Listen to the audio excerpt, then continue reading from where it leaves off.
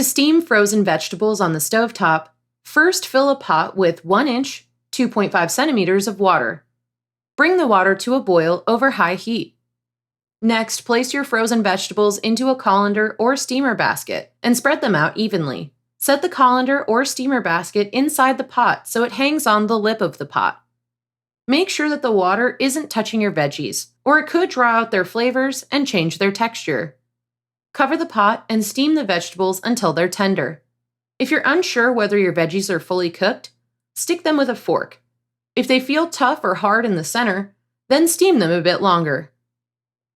To steam frozen vegetables in the microwave, first place your veggies into a microwave-safe bowl. Next, add 2 to 3 tablespoons, 30 to 44 milliliters of water into the bowl. Cover the bowl with a lid or microwave-safe plastic wrap, then microwave on high for 3 to 5 minutes. If they still aren't cooked completely, microwave in 1-minute increments until they feel warm. Drain any excess water before serving, and enjoy.